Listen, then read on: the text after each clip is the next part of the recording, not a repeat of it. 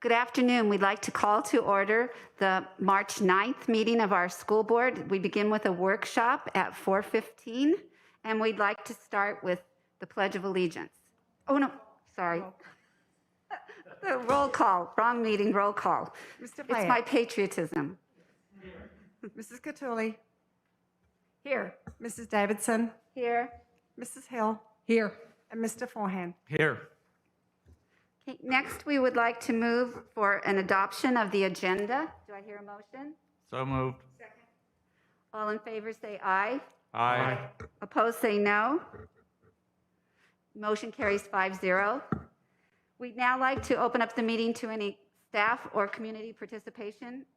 Since we have none, we'll move on to our workshops. And we'd like to begin with a workshop on human relations from our Human Relations Advisory Council facilitator, Mrs. Danielle Nava-Miares. Thank you for being here. Thank you. Thank you for having me. Good afternoon. Thank you, Madam President, members of the board, Superintendent Pulver, executive cabinet members in our community. It's my pleasure to be here on behalf of the Human Relations Advisory Council. I have to look up because I'm still saying our formerly known as name as the Human Relations Task Force. I've had the pleasure of meeting most of you. I know we have 2 members. It is a pleasure to see you from across this screen here, and I hope I'm able to see you again. I'm really here on behalf of the work that our students, our parents, our teachers, our administrators, our board members, our staff are doing. So it really consider me a voice in sharing all of their accomplishments. And I recognize it's been a year since we've seen each other. March 2nd of 2020 was the last time I was here before the board. So because it's been some time, let me just direct you over here about the Human Relations Advisory Council. Some of you may have remembered that when we started this work, we called ourselves the Human Relations Task Force, and that was really because we were answering a call to action. We were responding, we were receiving information, we had a task before us, and that was to design and co-create a body of people who were ready and willing to do this work. We have now changed our name to actively reflect more of the work that we're doing, and that's in an advisory capacity. So you can see established here in 2019, a diverse representative of the Los Alamitos community who are committed to promoting an equitable and learning environment that is safe, fair, and inclusive, and respects the diversity and perspectives and the dignity of every person.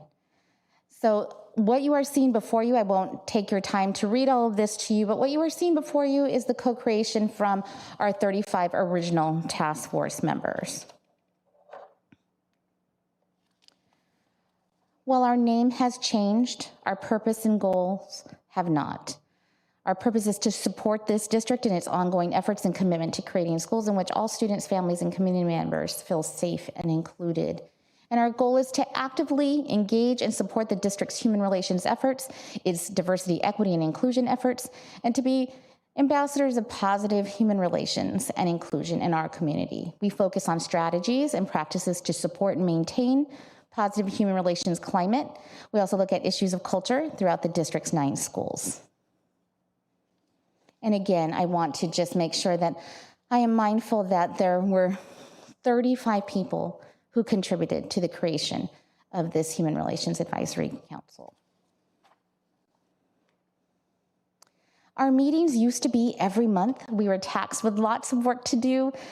We still have lots of work to do, but now we have a very intentional approach around that. We're not reacting as much as we are actually diving in deeper into the work. So we meet quarterly, and what is different now is that instead of having our meetings to the 35 core members who, for those of you who are not here, there were over 100 people who applied to serve as the core membership of the Human Relations Task Force.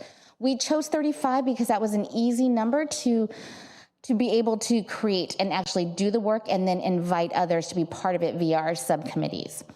Now, in this new iteration, we're meeting quarterly. There is no application process. Anyone that belongs, is connected to the Los Alamitos greater community is invited to participate. So you can see here, it's open to anyone who is interested in hearing updates or wanting to get involved. Our first meeting, our first quarterly meeting, had about 50 people in attendance, and it was an introduction to our new TOSA, our Diversity, Equity, and Inclusion TOSA, Mrs. Nadia Williams. So that invited a lot of folks to come and hear the new pieces of work that we were introducing via more people, more hands engaged in the work. What else can I share with you? Just recently, on last week, March 2nd, we had our second meeting. We had about anywhere, I was looking at the numbers, between 40 and 45 people coming in and out of that space. In that meeting, we didn't do a lot of introductions. We did an educational piece. I presented on the 2019 Orange County hate crime statistics across Orange County and what the impact and intent is around sharing that at a school-wide level. We are also reporters. Los Alamitos actively engages in providing any of those statistics that we gain along the year. And I thought it was an interesting way to showcase what's happening in the larger community and what I consider red flags. When we start to see things brimming online or in community by way of swastikas or things that we've already seen in our community at parks, not necessarily directed at anyone, but more so just indicators to us, like, let's keep our minds, our ears, and our eyes open around what we're seeing locally. We also introduced our diversity, equity, inclusion site coordinators and shared a little bit about what their role is at each of their campuses and in working with Nadia. So that we only had 2 quarterly meetings. We are in different times, we recognize. We are trying to find ways to better engage our larger community. In the interim, our subcommittees continue to work and produce. So let me share what those committees are. You'll see here that there's 5 district-wide hiring practices. We're reviewing data in that subcommittee. Parent and community education, right now they are planning to provide a recommendation to the district around their next, what they hope is their next body of work in the parent community education and around literacy. So stay tuned for that. We're not ready for that recommendation to come to you yet. For our restorative disciplinary practices, I introduced the notion of micro trainings for administrators so that we're not inundating folks with more and more and more, but more infusing and utilizing the training that many of our folks went through last year with restorative practice work. So infusing in their already existing meetings, tools, and other trainings to help them, one, build the muscle, but also make sure that they feel like it was time well spent, and are they seeing impact now? So we're getting lots of good responses from that. That was co-created with Dr. Jerry Friedman and with Mrs. Nadia Williams. So we are providing those as often as we can to our administrators. Our program areas, that is our largest subcommittee. We continue to look at lessons. We continue to look at best practices that we can consider best practices across the district that are around human relations or social emotional learning. We're also taking a deeper investigative look at social justice standards, how they meet and marry what we're already doing, and how they partner and connect to social emotional learning. So that's been the invitation at that subcommittee level. We have no recommendations at this time for the board. And our final one is our communications and resources, which is a brand new subcommittee. And right now we are just cultivating videos, archiving some articles to be able to share on our website as resources. So we're still in the process of doing that work. And that's our subcommittee work. We have anywhere from 7 to 25 on a subcommittee. So we make those open. They have always been open since we created the Human Relations Task Force, and now as the part of the advisory, anyone is welcome to reach out and say, I would love to be part of this. We always say this is a worker bee environment. If you are on a subcommittee, you are expected and you'll be taxed with some additional work. This is just from my purview. The work that I do, I service this district 20 hours a month. And part of that work is really supporting the work of our diversity, equity, TOSA, and helping to just be a good thought partner, a co-creator, and sometimes a coach, depending. She's tremendous in the work that she's already doing. So I just help to fill in any pieces that she's requesting of me. I call our meetings and support our subcommittees and their deliverables, provide support at the high school level in departments and with our inclusion committee that is there. And finally, support. Right now I'm working specifically with an elementary school in their development of a culture club, which is a parent and administrator-led initiative. As we get closer, yes. Sorry to interrupt. No, not at all. So that's down at McGaw. Is that the Culture Club? We are looking at McGaw, but it's Weaver Elementary who's beginning the they're work. trying to model it off of McGaw's? And then Yes, bring we're it in to Weaver? conversation. That's right. Okay, thank you very much. We see that as definitely as a best practice. Why reinvent the wheel? There's incredible work that's being done in the district. We want to make sure that we're sharing that. It'll look different at every site, we imagine, because it's just a different environment in our 9 schools. But that is definitely the model that we look and gain from. Danielle, I had a question earlier, just really quickly. Thank you very much, Scott. I don't know what the site coordinators are. I don't know if they're volunteers. I don't know if they're, I don't know what the site coordinators are. Sure. So the diversity, equity, inclusion site coordinators are, most of them volunteered. We had opportunity for us to, and I should really look at Mrs. Reed to help me to describe how that came about. Mrs. Hill. So our diversity, equity, and inclusion coordinators exist at all of our 9 campuses, 1 at each elementary school, 3 at the middle school, 2 at the middle school level at each middle school, and 3 at the high school level. And so what they do is they meet monthly with Mrs. Williams, our TOSA here at the district office, to help coordinate and implement some of what our subcommittees are doing, as well as some curricular work that they're planning to move forward with this school year at each of the levels. And so it's a site coordinator stipend that each of the teachers receive. And so it's an honorarium that's inside our contract. And so at Ed Services, we have site coordinators for multiple different roles. And so diversity, equity, inclusion has one that we added this school year so that we could really have teachers supporting the work with their colleagues on each of our campuses. Thank you, Mrs. Reed. I wanted to make sure I didn't misspeak, particularly because there is a stipend connected to this with an honorarium. Thank you. So our proposed next steps, this is from my purview as I get close to June and am mindful of what does passing the torch look like. Here are our proposed next steps. This is work that I've been integrating in this past year. So presenting a framework that incorporates our social justice standards, restorative practice, and culturally responsive teaching. Strengthening the overall work of our Human Relations Advisory Council to continue the community involvement, which really means building capacity for that work to continue. Most of the subcommittees have parent or teacher leadership, or they're working in tandem. So I'm not concerned. I just put it out there as that is the work that we want to continue doing, is building on the capacity. Coordinate and deliver ongoing professional development sessions on diversity, equity, and inclusion issues for classified staff, and continue to build the capacity for this work at all levels of the institution.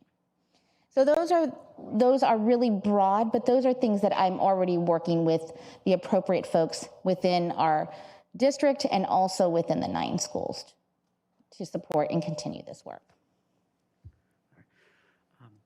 I was just wondering, you keep mentioning these subcommittees. How many subcommittees are they? Do they fluctuate? Do some come and go, or is there a... Right here, there are 5 subcommittees, and there are anywhere from 7 to 25 people that serve. We have our program committee, number 4, is our largest committee. There's 25 people who serve. Our smallest is our hiring committee, which I believe is, well, it's 7 in name. It's really 5 who are incredibly active. Welcome, thank you. And that is it. Thank you on behalf of the Human Relations Advisory Council members. Thank you so much for having me. Danielle, fortunately, thank you, Mrs. Catulli. I always have to thank her because she surrendered her position. That was an act of giving because she really, it still is. She really wants to be a part of it. So I just want to say that it feels like the work that you have done could have been done over 10 years. I mean, you are a gentle force. There's numerous conversations I've had with you where I felt I had this knowledge or this picture of what was going on or how something should be dealt with. And by the end of the conversation, I'm so much more educated because of your depth of knowledge and expertise and your broad background. I think that in our community, because I've gotten a couple of comments in one email, that people don't fully grasp because so much of it now is done sort of by Zoom or behind closed doors because we aren't so open. The absolute breadth of the work that this group has orchestrated in every capacity. Parents are involved. There's parent education, but there's so much parent input. The parents are guiding so much of what the work that's being done, and their children are influencing them. We are training staff, you're training staff, working in the classrooms coaching.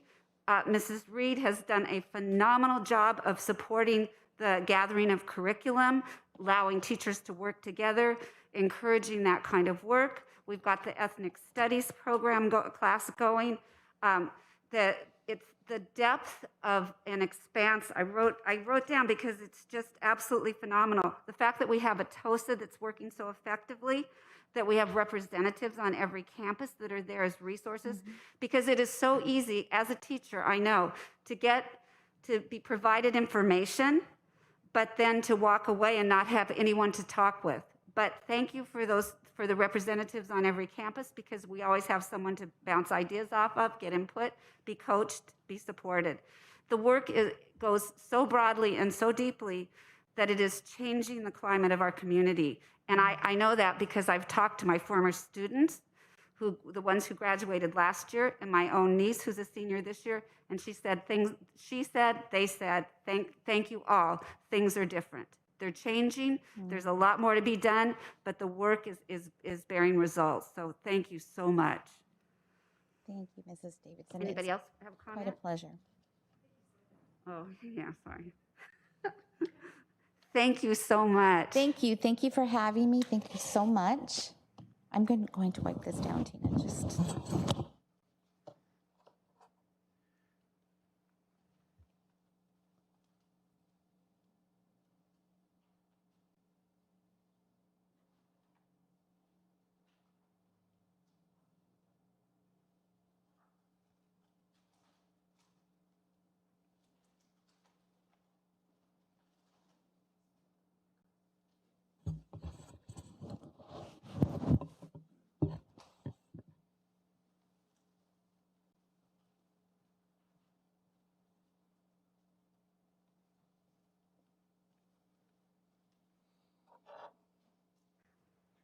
I apologize. We are now moving on to our next workshop.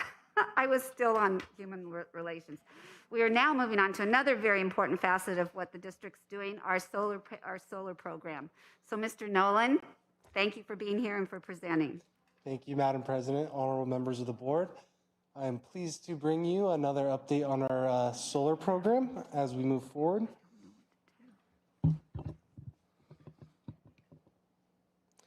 I just wanted to briefly recap all of the community outreach that we have done. I know I went over this last time as well, so I'm just going to go real quick.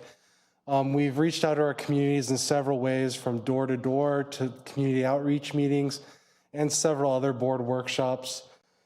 Throughout this, we've interacted both ways. We've received feedback, we've provided responses, and we've provided information that the community has been asking for. And we've tried to respond to the best of our ability to any questions that have been asked. As we go through the process for the final selection of the locations of our solar arrays, like I said, we've been gathering input and feedback from all of our sites and the communities regarding the options in terms of locations. We've walked the sites with PFMG, who is the solar contractor for this district-wide program, to determine the feasibility of those locations. And then PFMG would draft drawings or samples that we would be able to approve for locations. At the last time we went over this, I stated that we would be revisiting some of these locations with our site administrators as kind of a final check to make sure that we have the right locations for this 30-year term agreement. It's really important that we have these situated where it would benefit students, our staff, and the district as a whole to the maximum possible. One other thing I wanted to touch base on is that we do anticipate having these ready for approval on March 23rd, which is the next board meeting. So we're really, really close. I was just going to briefly go through the sites that haven't changed. So this is the site approved location. It hasn't changed from last time for the high school. McAuliffe is the same. It's the site approved location with no change from last time. Weaver, site approved location with no change from last time. Rossmore is the site approved location with no change from last time. One comment I would like to make on Rossmore is we were trying to slide array A to the left or the west a little bit further, but that is as far as we could go due to the surrounding trees. If we went any further, we would have to take down some trees because of the shade, and we didn't want to do that. So what we ended up doing is extending array A and shortening the span of array B, because we do have a larger student population on that side of the campus. This was the previous location for the district office, and then this was the revised location and has not changed since the last time we discussed it. So this shows the array spanning the entire middle of the back section of the parking lot. This will Mr. provide. Nolan, it does allow a bus to be able to go down there now? Yes, it does. Great. Absolutely. I thought you guys had solved that problem. And it will provide lighting for all of our staff who work late, and just that added security when you're walking to your car.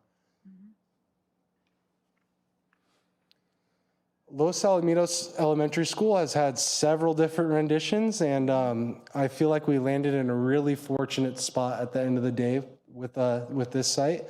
As you remember, this is one of the very earliest renditions where we didn't quite have array C as close to the lunch area as we would want. And then we were presented two options, with this as one of the options where we would have an array B slightly near the lunch area and array C out near the field. And then we had this option with array C near kids corner. And this was the option that the site preferred. But as we continued to review the drawings and we saw exactly where the fire lane was situated on this campus, we were required to make some adjustments.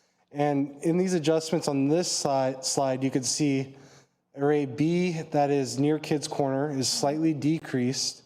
And we're able to actually maximize array C near the lunch area. So this will actually provide more shade during lunch for students, which is one of the primary goals that we were trying to achieve through doing the solar in our campuses.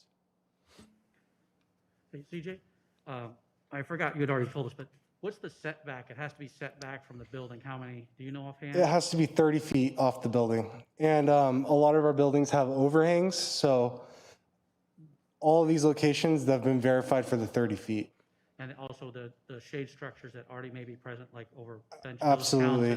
And that is to avoid fire sprinkling requirements. Adding plumbing to these is just a whole nother expense that we don't really want to step into.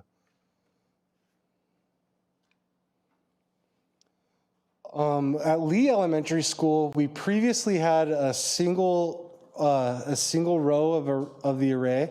And when we revisited this with the site, we really heard that there was a need for an array as seen in this slide that covers the walkway that students traverse when they're entering school or entering campus or leaving campus. This is also situated between two fields that have goalposts, so two opposing goalposts. Okay. If that makes sense. So you have one field on one side and one field on the other, and it would provide like an end zone or goalpost shade for games and other items like that too. The remaining shade structure is down at the southern end of the campus. And right now the site is still reviewing this layout. Array A can really go to the south or to the north, depending on how they want it. Right now we're just trying to find out what works best for the site. So. Sorry, CJ, I didn't mean to do this, but it just occurred to me. So we talked about the lightings at the district office.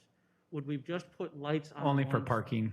Only at the park, only at the park, like the ones at the high school that are parked, only at the parking, not like out in the middle of the field. We would I put read lights your on. mind, Mr. Fayed. It's a great question. There's not a lot in there for you to get confused by. We have a lot of people on our campuses at night if we had park lights under those. Right, and as we move closer to possibly moving forward with this layout, one of the things we are going to do is reach out to the local neighborhood there because it is a little bit closer than where Array A is originally. So we And do want Mr. to Nolan, you just read my mind. make sure our community is actively informed, and the last thing we want to do is surprise anybody. So I would definitely say those 5 houses or 6 houses on that street will be going door to door. So Thank you. in that case, you're talking about B because it's out in the field? Yeah, so But it's that, going perpendicular, so I think that was really smart. It's not obstructing, I mean, you could look across and be obstructed, but it's not obstructing a view of the school for the families. and that's why I feel Oh, like and it's the back of the portables there. Those neighbors don't necessarily love looking at the back of the portables there. Oh, okay. So it might benefit some other things too. Who knows? Good. Thank you. CJ, the issues that I heard when I first came on the board was A was going to be closer to the street down at the bottom. And so what is the thinking going now to moving A a little more north or whatever? honestly, as of now, it's just the site's preference wherever they feel like they would have the most use. I believe the north end of this campus is more of their secondary play area, so they wanted more shade at their primary portion of the campus. But like I said, it's still pending their final approval, so they could flip the north and south if they wanted to. That's still an option. Also, that picture doesn't show where the playground was moved up closer to Array A, but I think it's mostly first and second grade that use that primary playground, and there's handball courts a little bit further up, so I think they're probably trying to stay clear a little bit of that area. Okay. Yep, directly south of the portables, there's handball courts that we can't be too close to. And over at Hopkinson, so we had a very similar situation at Hopkinson Elementary School to Lee Elementary, where we had one single array. And when we met out with the site over at Hopkinson, they really wanted to spread out the array into 2 sections to better serve their campus and to really spread it out amongst their campus so they didn't have it all in one location. So as I can show you on this picture before we move to the next slide, if you look directly to the south of Array A, there is a grass area that kind of jogs in from the asphalt. We really try to take advantage of that area and split the array in a nice clean split, as you can see here. So it's a little bit of a different angle, but you could see where Array B is situated. It's inserted into the open area to the south left of A. And then it also is able to separate A a little bit further north near the trees. So CJ, I just see the green X. What equipment? Is that like a soccer goal or something like that? So it's an old backstop, which what we would do is we would just move it about 3 feet or so further out. It would be in a line. So there's 2 existing backstops at Hopkinson Elementary School, and they're somewhat offset, I would say about 6 feet or so. So we would just be lining them up evenly how it probably should be. So they're not going to lose any equipment or field space? No, the last thing we want to do is lose field space or lose the fields that we have available for renters on Facilitron. So we would just be simply moving the equipment to be in line parallel to the field south of it. Oak Middle School, the very first location, we've received feedback from this from the mobile home neighborhood above to the north where we've relocated Array A. And this was the last almost approved location until today. We received an update where we were checking our easements and our title reports from our solar company. And we discovered, as you can see here, that there is an Edison easement directly located where it would be where Array C is supposed to go. So this is just new information, and we're working on where exactly we want to relocate that array because it's one of the larger ones for this campus. So we have to. We have not engaged the site with this issue, so we plan on doing that in the next week or so. Some possible locations we were thinking are towards the back near where I believe there's a freeway on-ramp, or possibly near the big storm drain towards the back as well. We really do not want to locate it on you can see on the bottom center of this map, because we actually do rent out that area as a smaller field. So anything like we were saying, Scott, that we would be renting to our user groups, we want to preserve that. And if the only downside to moving something so far away from the campus is the ability for students to make use of it. So we're really going to try to find a middle ground with this one. It's kind of a fresh problem, so we have a little bit of work to do. I think you just said this, but I just want to make sure. So putting it, because I know there are, at least back in the day, there were bleachers on the, what I would say is the east side of the track. And putting something there would impede the softball field. Is that correct? It would. I don't know. We could measure exactly how far where they would put I guess the home run line for that field and see where that would line up, because that actually might be a good option that I haven't thought of yet. Like I said, this is a very fresh problem. Right. So, but that would be an option that could possibly better serve students in the future. So we will definitely look into that. So CJ, so on the solar previous locations where A is kind of shading over, got moved over to the amphitheater, is there any thoughts of moving C back to the original position of A? Near the mobile home neighborhood, I think we would receive resistance from that neighborhood. I know they were vocal in our community outreach meetings. Okay, I didn't know if you'd gotten comments when we had it there, if we already originally proposed it, but if there was... Yeah, so that's why we did originally move it. I think that we probably want to explore some other areas, but it's always an option down the road if we need to. Now, CG, I know we are not responsible for the maintenance of the solar arrays, but is there any concern with having our solar arrays so close to the freeway? Because there's got to be particulate matter that is constantly coming off of the roads and onto the solar panels.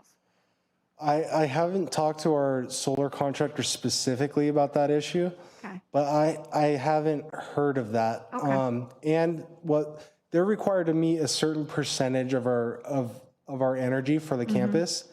So if they're not meeting that percentage, it's going to be on them to correct their arrays, clean their arrays if they have to ensure that they do. And I've driven by various freeways off of the 57, I believe, near Diamond Bar or just past the 210.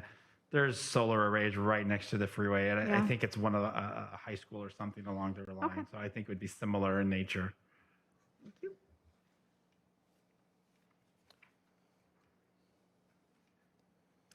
So I save all the fun ones for last. So McGaw. McGaw has gone through several renditions as well. As you know, this is the very original location, and as information develops for McGaw, it seems to be not making it any easier to find the right spot.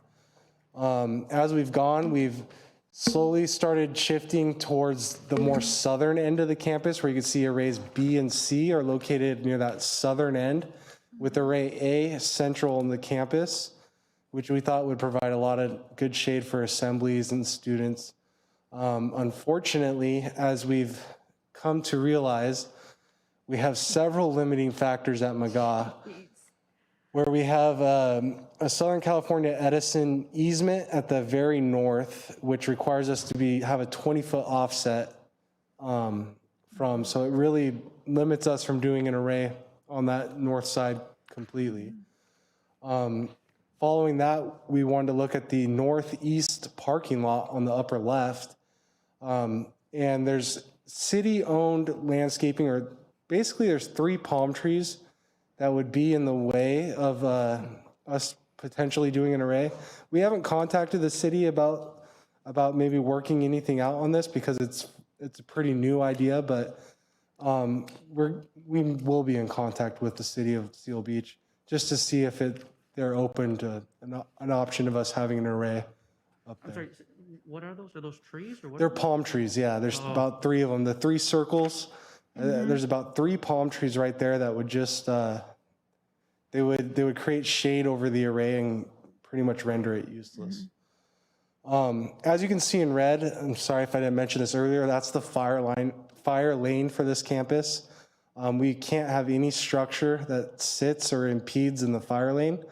And as you can see, it really takes away that central array location that we wanted for the campus, because it is the fire lane turnaround for the rest of the buildings on the campus. And it really leaves us only one open solar area on this campus, which is pretty minimal unless we wanted to remove some of the trees near the field. So we are still working through this one, but McGaw continues to be kind of one of the more difficult ones. And we knew that all along. We knew that McGaw was going to be one of the more challenging locations, just with the different opportunities and not wanting to take away from our field. So we'll continue working through it. I've also asked us, PFMG, to provide us a rendering, kind of like they provided us a rendering of the high school parking lot, of what it would look like, because there was one image they showed us with 3 arrays right in that light blue area that you see down in the primary yard by the kindergarten wing. Last time we saw 2. 3 reminds me of a solar, like as if now this is a solar field, and I don't feel really aesthetically good about that. Yeah. So I'd like to see a rendering or really push back and say, then we're only going to do, maybe we only do 2 arrays at McGaw instead of 3, like some of the other sites. So we have a little more work to do here. But What about the, oh, go I ahead. was just going to say, it seems like if we could put it over the area with the city-owned palm trees, that would give shade to the cars in the parking lot. And staff would like that. The staff would, well, and anybody who uses the auditorium. It's a small parking lot. Right. But we would have to coordinate with the city of Seal Beach to see would they be willing to allow us to remove Move those the trees, trees or not. So Okay. What was the reasoning behind not doing it be by the tennis courts?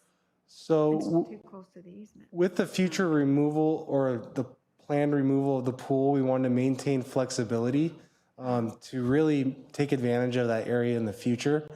And the Southern California Edison easement, at the time we didn't know that was there, but knowing that is there now, we wouldn't be able to do part of the arrays that were located on that very north edge regardless, because we have to stay 20 feet away from that easement. Wow, thank you. No problem. Good luck. Chris? Yeah, CJ, again, win-win. I sure appreciate the fact, and I want to make sure I heard it right, that you're going to go door to door on the new location at Lee. I am. Okay. Thank you. No CJ, problem. I have 2 questions. So to Dr. Pulver's comment about maybe we do less at McGaw, that would decrease the amount of benefit to us, right? Because then it wouldn't cover the whole site. Maybe, Right. maybe not. It's somewhat of a balance where our contractor PFMG has to be able to generate enough power for it to be lucrative on their Right.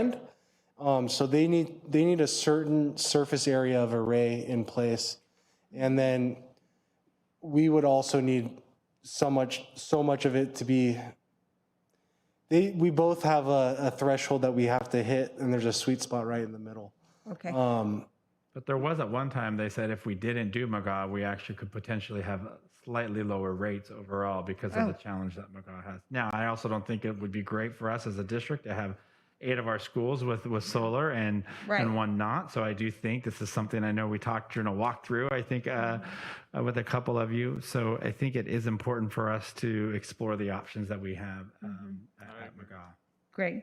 And one other quick question, and I know you said this has already been approved. I just, sometimes it takes several times to see something. And so I just have a question on Weaver. So I know that there has been, so those panels are looking towards Foster? Like how they're slanted. Is that where Well, it's I mean, there's only like 4 houses that really look onto those. Otherwise, it's kind of, is that Foster? I don't know exactly what road that is, but I could think definitely that- look into it. I believe that's Foster. I think that's Foster. And then, I mean, we're the catty corner. The street here is Foster. right, the one coming down here is Foster. And then starts with a B. This one. Pardon me? Yeah, Okay. but are you sure that's the one on the left side? Isn't that at the? No, front the of one on school? the one on No, the the one right. on the right, right When here. you're One on the looking right. at it Okay. straight ahead. Okay. I just want to make sure. And that seems like that's pretty far back into the campus. That's Yeah. been the original location we've shown, even with all the community meetings, et cetera, I believe. I don't It think is. this one has changed at all. Okay, great.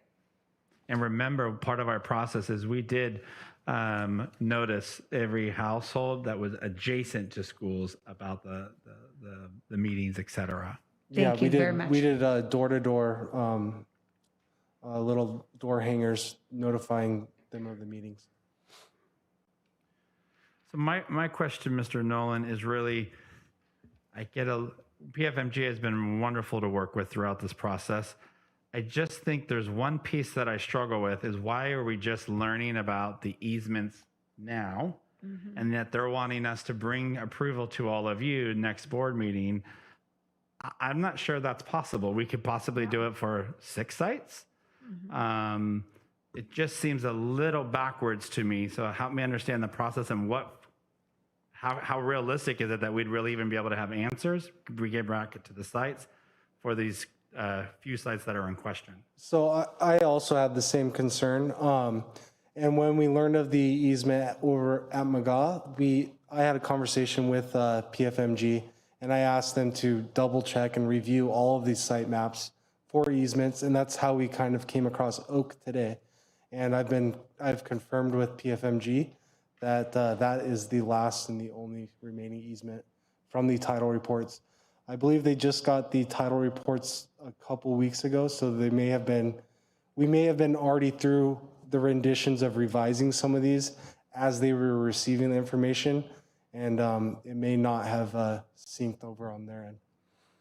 So I'll share with the board that if we don't have it by the March 23rd, I'd rather make sure we get it right and postpone to the April board meeting to make sure we can really resolve these other issues and make sure we're on our timeline versus, which I feel PFMG will be happy to work with us in that, but I just don't want to bring it forward too soon. We initially thought March 23rd that we had everything but McGaw.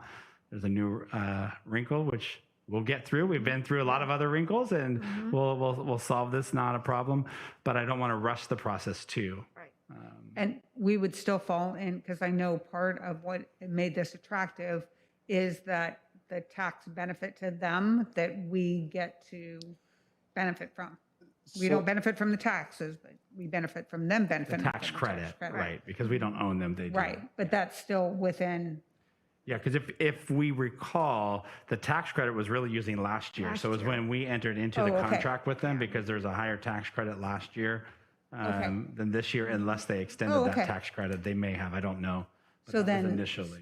so then the only pushback from us, and in the sense of timing, is that if it extends longer, they won't have the summer to use as much to do construction. Is that correct? It Or will is there be- really no? It'll be really difficult to hit this summer right Yeah, now at I'm this not so rate. sure either way they'll be this summer. Okay, okay, great. Thank you. And if they're open to taking pieces of it, the 5 that we're ready to, great, which was one option we suggested to them a couple weeks ago. So we'll continue to navigate that. I just don't want you to be surprised if we don't bring something March 20 at a next board meeting.